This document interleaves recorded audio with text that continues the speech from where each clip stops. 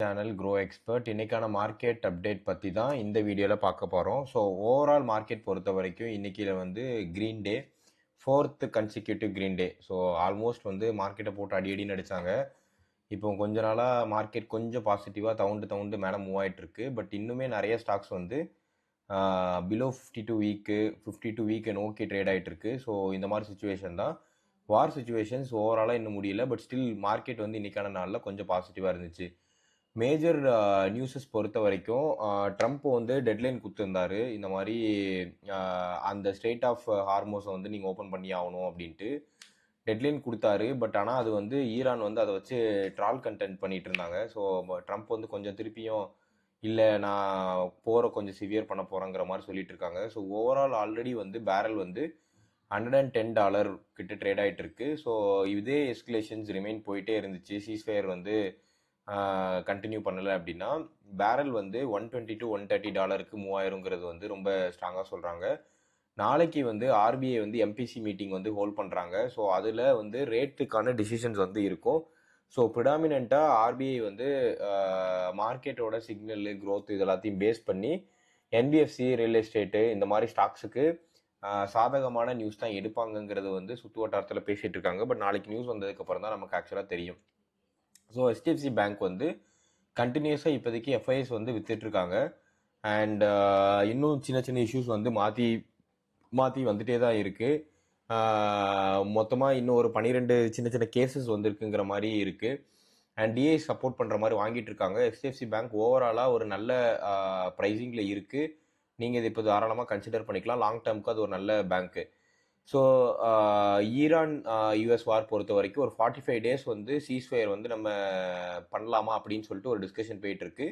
இது நடந்துச்சுன்னா ஆயில் வந்து ஒரு பேரலுக்கு $10 to $15 வந்து ட்ராப் ஆகும். ஸோ இந்தியாவுக்கு இது கொஞ்சம் நல்லாவே ப்ராஃபிட்டாகவே இருக்கும். நிறைய மேஜரான பேங்க்ஸு ஃபினான்ஸ் செக்டர்ஸ் எல்லாமே அவங்க Q3யோட க்ரோத் வந்து போட்டிருந்தாங்க. ஸோ இது வந்து கொஞ்சம் பாசிட்டிவாகவே இருக்குது. குறிப்பாக ஆக்சிஸ் பேங்க் பொறுத்த வரைக்கும் ஒரு 3.9% பாசிட்டிவாக இருக்குது.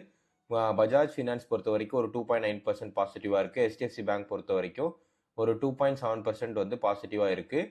ஸோ அவங்களோட Q4 லோன் க்ரோத்து நம்பர்ஸு இது எல்லாமே வந்து ரொம்ப ப்ராமினெண்ட்டாக க்ரோ ஆகிட்டே வருது.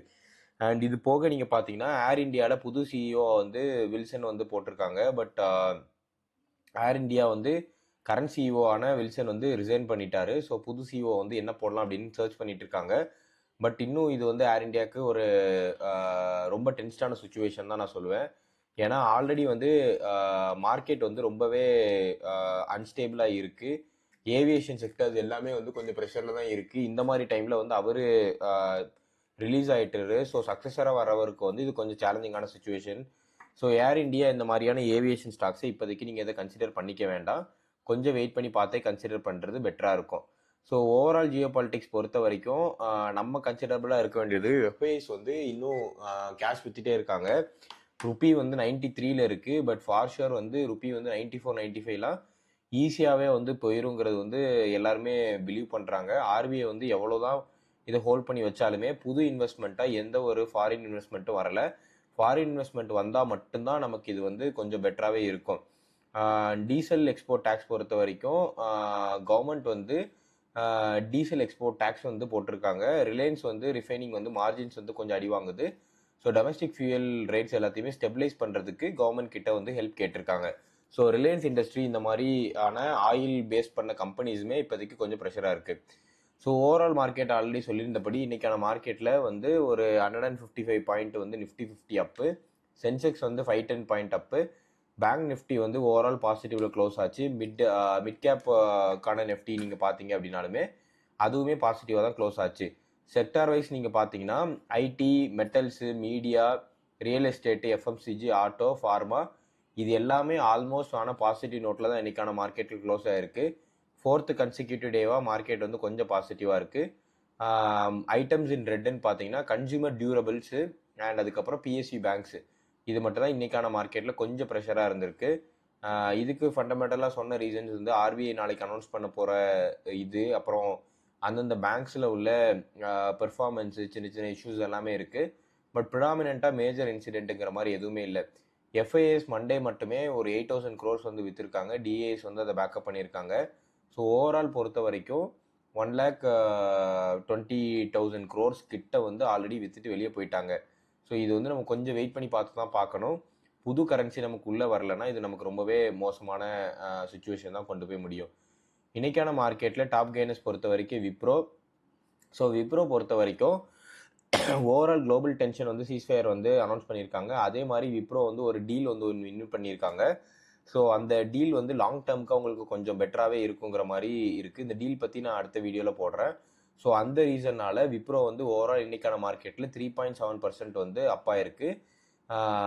ஸோ இது விப்ரோக்கு ஒரு நல்ல நியூஸு. கண்டினியூஸாக நிறைய டீல்ஸ் வந்து லூஸ் பண்ணிட்டு இருந்தாங்க. பட் ஃபைனலி அவங்க வந்து ஒரு டீல் வின் பண்ணியிருக்கிறது விப்ரோக்கு ஒரு நல்ல நியூஸ். ஹிண்டல்கோ பொறுத்த வரைக்கும் அலுமினியம் ப்ரைஸஸில் வர்ற ப்ராஃபிட்னால இது இப்போதைக்கு கொஞ்சம் பெனிஃபிஷரியாக இருக்குது. ஜியோபாலிட்டிக்கல் டென்ஷன் வந்து வெஸ்ட் ஏஷியாவில் வந்து கொஞ்சம் டைட்டனிங் இருக்கிறதுனால மெட்டல் சப்ளை செயின் குளோபலாகவே கொஞ்சம் பெட்டரான ரிசல்ட்ஸ் தருங்கிற மாதிரியான ஒரு இது இருக்குது. ஸோ ஓவரால் மெட்டல் ஸ்டாக்ஸ் எல்லாமே கொஞ்சம் நல்லாவே பெர்ஃபார்ம் பண்ணுது. ஸோ 3% இன்னைக்கான மார்க்கெட்டில் அப்பு. ஸோ ட்ரெண்ட் பொறுத்த வரைக்கும் Q4 பிஸ்னஸ் அப்டேட்டாக அவங்க டபுள் டிஜிட் ரெவன்யூ க்ரோத் வந்து பண்ணுவோங்கிறத வந்து கமிட் பண்ணுறாங்க த்ரூ ஸ்டோர்ஸ் எக்ஸ்பென்ஷன். லாஸ்ட்டு டென்ஷனில் ஜென்ரலாக பார்த்தீங்கன்னா ட்ரெண்ட்ஸ் எல்லாமே வந்து காஸ்ட் கட்டிங் இந்த மாதிரி இதில் ஃபோக்கஸ் பண்ணிட்டு இருந்தாங்க. பட் இப்போ ஸ்டோர் எக்ஸ்பென்ஷன் மூலமாக நாங்கள் வந்து டபுள் டிஜிட் ப்ராஃபிட் பண்ணுவோங்கிற மாதிரி சொல்லியிருக்காங்க. ஸோ ஓவரால் நிறைய பேரோட எக்ஸ்பெக்டேஷன்ஸ் வந்து ட்ரெண்ட் வந்து ஆல்ரெடி 52 வீக் ஹையான 8,000 சீக்கிரம் போயிருங்கிற மாதிரி பிலீவ் பண்ணுறாங்க. பட் இது வந்து இப்போ டூ காஸ்ட்லியான ஸ்டாக்கு. என்னை பொறுத்த வரைக்கும் இப்போதைக்கு இதை கன்சிடர் பண்ண வேண்டாம். 5,000 மேலே தாண்டி ட்ரேட் ஆகிட்டு இருக்கு. 4% இன்னைக்கான மார்க்கெட்டில் அப்பு. Titagarh rail system, defence and rails related stock இன்னைக்கான மார்க்கெட்டில் வந்து ஒரு 9% கிட்ட அப் ஆயிருக்கு. இது வந்து ஸ்பெசிஃபிக்காக வந்து என்ன ரீசனால் மூவ் ஆச்சுங்கிறது வந்து ஸ்ட்ராங்காக சொல்லணும்னா சப்சிடரி வந்து director general of shipping brownfield expansion at Falta அப்படிங்கிற வெஸ்ட் பெங்கால் இதுலேருந்து வந்திருக்கு. ஸோ இது மூலமாக அதுக்கான நிறைய ரெவன்யூஸும் பொட்டன்ஷியல் ப்ராஜெக்ட்ஸும் ஜென்ரேட் ஆகுங்கிற ஒரு ரீசன்னால எக்ஸ்பென்ஷன் தே ஆர் பிளானிங். ஸோ அதனால் 9% அப்பு இன்னைக்கான மார்க்கெட்டில். ஸோ இது கொஞ்சம் வெயிட் பண்ணி பார்த்து கன்சிடர் பண்ணலாம். ஏன்னா நான் இதோட ஸ்டாக்ஸோட பிஇ மற்ற ஆஸ்பெக்ட்லாம் செக் பண்ணல. மேபி செக் பண்ணிவிட்டு இந்த டிட்டாகர் பற்றி ஒரு வீடியோ போடுறேன். APL அதாவது ஆல்பிக் ஃபார்மாங்கிற ஒரு கம்பெனி வந்து இன்னைக்கான மார்க்கெட்டில் ஒரு 5% கிட்ட அப்பு. ஸோ ஓவரால் பொறுத்த வரைக்கும் இந்த இது வந்து டைப் 2 டயபெட்டிக்ஸ் அண்ட் கார்டியோவாஸ்குலர் ட்ரீட்மெண்ட்டுக்கு சில ட்ரக்குக்கான டேப்லெட் அப்ரூவல்ஸ் வந்து இவங்களுக்கு கிடச்சிருக்குங்கிற மாதிரி சொல்கிறாங்க. ஸோ இந்தியா மார்க்கெட்லேயே இவங்க ஒரு ஸ்ட்ராங் பிளேயராக வந்து வருவாங்க அப்படிங்கிறது வந்து நிறைய பேரோட எதிர்பார்ப்பாக இருக்குது. இந்த ஃபார்மா ஸ்டாக் பற்றியுமே நான் ஸ்பெசிஃபிக்காக அனலைஸ் பண்ணி போடுறேன் முடிஞ்சால் அந்த வீக்கெண்டில்.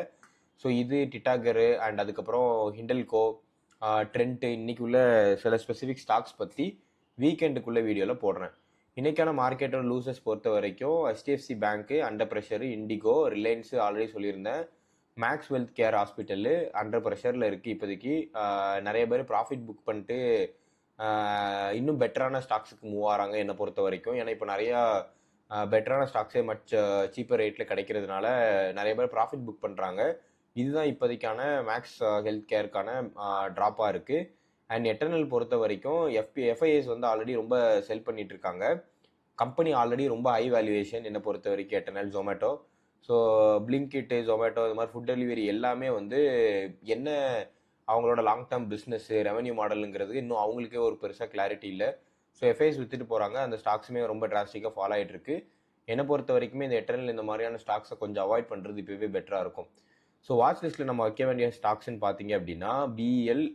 ஸோ பிஇஎல் பொறுத்த வரைக்கும் பாரத் எலக்ட்ரானிக்ஸ் லிமிடெட். இந்த ஸ்டாக்ஸ் பற்றி நான் ஃப்ரீக்வெண்ட்டாக சொல்லிட்டே வரேன். ஸோ பாரத் எலக்ட்ரானிக்ஸ் லிமிடெட் பொறுத்த வரைக்கும் பெஸ்ட்டு ஃபினான்ஷியல் இயர் 2026 நிஃப்டி 50ல் இது one of the best stocks. So defence செக்டாரில் இருக்கிறனால இப்போ இருக்கிற ஜோனுக்கு ரொம்பவே பெட்டராக இருக்கும். அக்யூமுலேட் பண்ண வேண்டிய ஜோனுன்னு பார்த்தீங்கன்னா 370 to 400ங்கிற ஜோனுக்குள்ளே இதை நீங்கள் அக்யூமுலேட் பண்ணலாம். டிசிஎஸ் 2,445 ருபீஸ் கிட்ட வந்துருச்சு. ரொம்பவே நல்ல அட்ராக்டிவான ப்ரைஸ் இருக்குது. ஐடி வந்து will definitely go for a good momentum.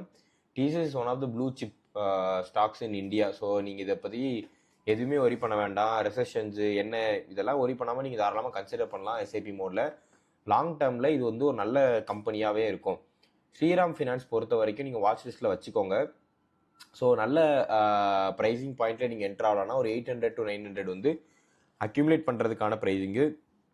நாளைக்கு ஆர்பிஐ வந்து ரேட் கட் அனௌன்ஸ் பண்ணாங்கன்னா NBFC stock like Shriram finance could rerate sharply. So இது வந்து நமக்கு கொஞ்சம் பெட்டரான இதாக இருக்கும். So 52 week high seems inconsistent. இப்போ கரண்ட்டாக இருக்கிற ப்ரைஸுக்கும் அதுக்கும் சம்மந்தம் இல்லாமல் இருக்கும். பட் நாளைக்கு ஆர்பிஐ ரேட் கட் பண்ணுறதை பேஸ் பண்ணிவிட்டு இந்த ஸ்டாக் வந்து பாசிட்டிவாக மூவ் ஆகிறதுக்கான வாய்ப்புகள் நிறையவே இருக்குது. வேதாந்தா அகெயின் வந்து கம்பெனி எல்லாத்தையுமே நான் வந்து டிமர்ஜர் பண்ணிவிட்டு நிறைய டிஃப்ரெண்ட் கம்பெனிஸாக டைவர்சிஃபை பண்ண போகிறேங்கிற மாதிரி சொல்லியிருக்காங்க. இப்போதைக்கு என்னை பொறுத்த வரைக்கும் அவங்க டைவர்சிஃபை பண்ணிட்டாங்க அப்படின்னா அவங்க போர்ட்ஃபோலியோவில் எந்த கம்பெனிஸில் கொஞ்சம் கடன் கம்மியாக இருக்குன்னு பார்த்து கன்சிடர் பண்ணலாம். அண்ட் அஃப்கோர்ஸ் வந்து டிவிடெண்ட்டும் ஹை டிவிடெண்ட் ஈல்டிங் ஸ்டாக்கு இது ஒன்று. ஸோ அதனால் இது நம்ம கொஞ்சம் ஜாஸ்தியாகவே கன்சிடர் பண்ணலாம் ஒன்ஸ் இந்த கம்பெனி டிமர்ஜர் அனௌன்ஸ் பண்ணதுக்கப்புறம். மெட்டல்ஸ் அண்ட் ஆயில்ஸ் பொறுத்த வரைக்கும் இன்றைக்கான மார்க்கெட்டில் கோல்டு வந்து கொஞ்சம் டிப் ஆகிருக்கு. சில்வர் வந்து ஆல்மோஸ்ட் அந்த சேம் ப்ரைஸில் ட்ரேட் ஆகுது. க்ரூட் ஆயில் பேரல் வந்து 111 இருக்குது. ருப்பி வந்து 93 கிட்ட ட்ரேட் ஆகிட்டு இருக்கு.